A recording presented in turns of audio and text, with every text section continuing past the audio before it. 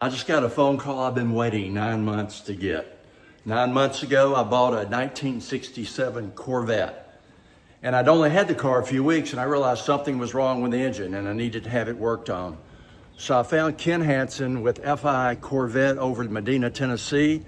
And Ken's been working on the car, rebuilding the engine. So I got the call that it's ready to come and pick up. So let's jump in the truck and head to West Tennessee and get a beautiful car and get it back into the garage.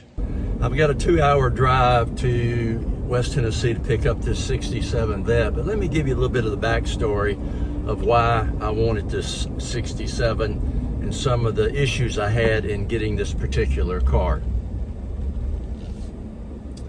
I knew I wanted a 67, and so I started looking online for a 67, and I found one that met the criteria I had. And so we were in Florida at the time, and my wife and I and my son went up to Central Florida to look at this guy's 67 Corvette. It was a coupe. It was Marlboro maroon, a really pretty color. And I could tell from the advertisement and talking to the guy on the phone, he had done a really good job of maintaining the car. Had a lot of pride in his cars, an old car guy like me. And so we were anxious to go see the car. And so we went up to look at it. The car was in excellent condition. It had everything I was looking for. It had the tank sticker. It had the owner's manual. It had the pop. The car had been shown and top flighted. So it was really, I think, a perfect car for me. And then a lot of times when they're there, you can roll those windows down and see how everything. But just something went right. When I drove the car, it didn't have side pipes, and I really wanted a car with side pipes. It just didn't quite have that sound that I want in an old Corvette. And so after thinking about it a little bit, I decided to pass on that car and keep looking until I could find a car that had the side pipes. And so a couple months later, I did find another car. This one happened to be in Pennsylvania. So I talked to the guy on the phone, another old car guy like me, who had a number of cars. And so we flew up to southern Pennsylvania and drove up to this guy's garage to look at his 67. This also was a big block 427 car. It was a 390 horsepower engine.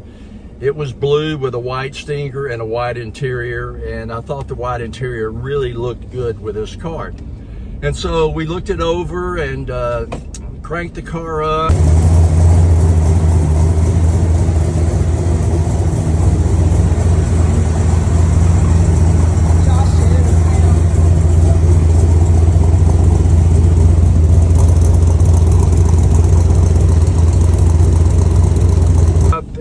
Talked to the guy. He had quite a bit of documentation on the car as well, but maybe not as much as the guy with the car in Florida. And so we were negotiating back and forth, and I asked him if the engine in the car was the original engine, if he'd had it verified by CCAS that this is the original engine, because I would prefer to have a numbers matching car. And he had not done that, but he had had a NCRS inspector or judge look at the car at one point, and that guy told him he thought it was the original engine by looking at the engine stamp. Well, you know, those engine stamps can be very deceiving, and you really got to know what you're doing to truly verify that it is a car. And Al with CCS is the resident expert. Everybody in the Corvette community says if Al says it's a original engine stamp, that's the original engine stamp. And so that's really what I would prefer to have done. And so we shook on the deal. I came home and I was going to wire the money to him, and I got a phone call from him saying, hey, let's hold off on wiring the money. I want to check on this engine if you don't mind, and just maybe see if I can find out a little bit more information. And I said, well, at this point, it really doesn't matter, because I'm willing to buy the car knowing that it might not be the original engine in that car. If it is, great. That's even better. If not, you know, that's my problem, not yours. And he said, well, I understand. And so he went radio silent on me for the next few days, and I just couldn't get him to return phone calls, texts, emails, nothing. So he was selling the car through a car broker, and so I called the broker and said, I can't get this guy to call me back. What's going on? And he said, well, let me check with him. And he did, and he said, well, I think he's trying to figure out about this engine issue you brought up. And I said, well, I understand that, but I'm made a deal to buy the car, whether it's the original engine or not. So I don't know why he's hesitating. Well, a couple of days went on and I couldn't hear anything from either one of them. And so at that point, I just called the broker back and said, hey, I'm passing on the car. Don't understand really what's going on with you guys. So I'm moving on. Good luck in selling the car.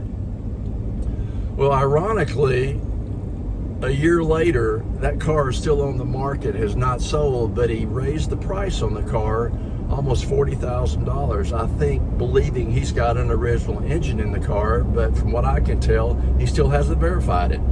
So I certainly wouldn't pay the kind of money he's asking for that car, and evidently no one else is, because it's been on the market now with the same broker for over a year. So that's the end of that story about that particular car. So I decided to keep looking, and I found a car a few weeks later, virtually the same car.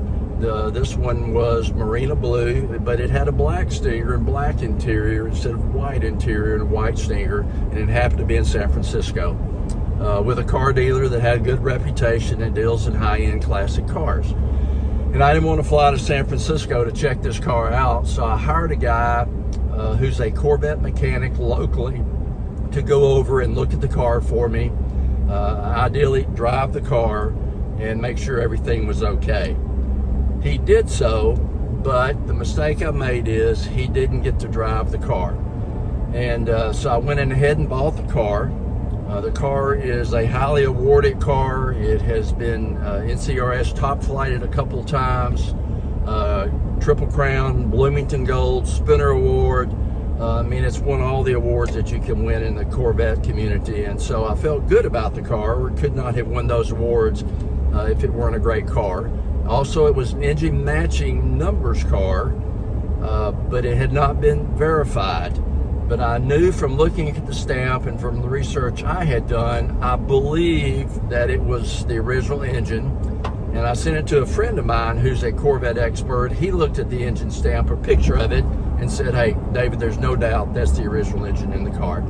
So that was enough comfort for me to go ahead and do the deal, and I had the car shipped to me. Got the car almost a year ago, and a gorgeous car. Was not disappointed at all. It looked like it had come out of the showroom, totally restored car. And so I drove the car a little bit, and I noticed it didn't seem to be running just right. And so I found a Corvette guy about 15 miles away from where I live, and I took the car to him to kind of fine-tune it, change all the fluids out, and just make sure that the car was running right. And he did so. Called me a few days later and said he had a little bit of a concern about the way the car was running. So he had done compression tests on all the cylinders, and one cylinder was reading extremely low. And he said that was concerning. Didn't know for sure what it might be, probably a ring issue. And so I asked him, is it okay to drive the car? Let me figure out what I want to do. Maybe the engine needs refreshing, because he had asked, had the engine ever been refreshed? And to my knowledge, it had not been. And of course, when you get a car that's almost 70 years old, at some point, you probably need to go ahead and rebuild that engine. So I was driving the car home, and about halfway home, all of a sudden, when I was doing maybe 55, 60 miles an hour and it was running fine, I heard a knock or a pop in the engine. It lost power, so I immediately put it in neutral and just coasted to a stop.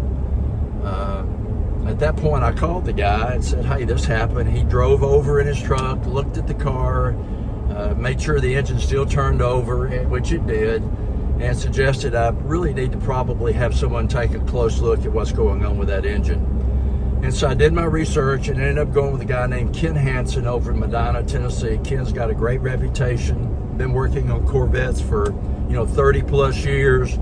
Really a resident expert on fuel-injected Corvettes. This one is not a fuel-injected Corvette. It's a tri-power 427, 400 horsepower car. But Ken also works on C1, C2, C3s. And so I talked to him on the phone, and he told me what he would roughly charge me to go in and rebuild this engine. So loaded the car up in my trailer, and I took the car to Ken about 9 months ago, and he's been working on the car.